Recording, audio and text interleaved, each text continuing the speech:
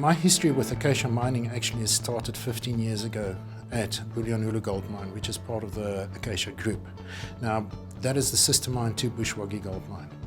We integrated Wonderware system platform in 2007 at Bulyanhulu Gold Mine, and because they know me from Bulyanhulu, they asked me to come across to Buzwagi. We have a problem with our historian and some of the automation systems. When I got to site, they had a failure on two of their main servers. The legacy SCADA had a redundancy on their IO server, and one of the servers crashed.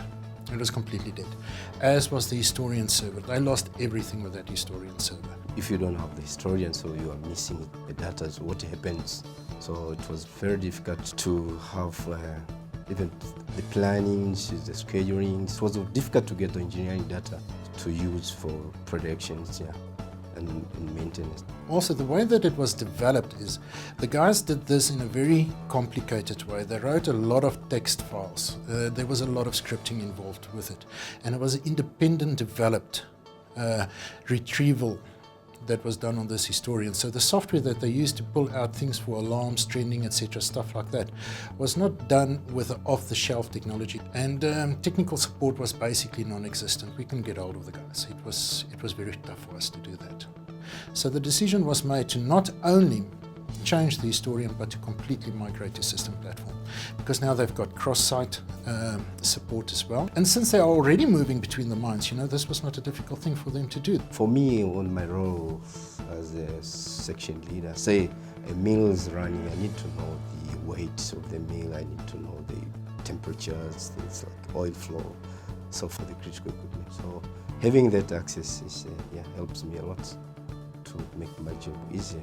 The previous could not maintain that SCADA, the historian. Wonderware is using the current technology, and it's easier to maintain because our guys going to maintain. Now, this was a requirement as a minimum level that they should be able to pick this up in the offices. All right.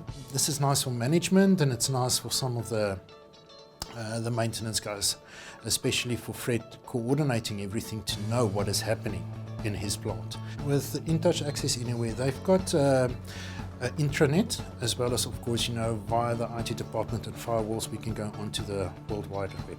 From anywhere in the office environment where he might be moving, he should be able to access this information, see what is happening. Say, I just want to see the operating status of certain motor.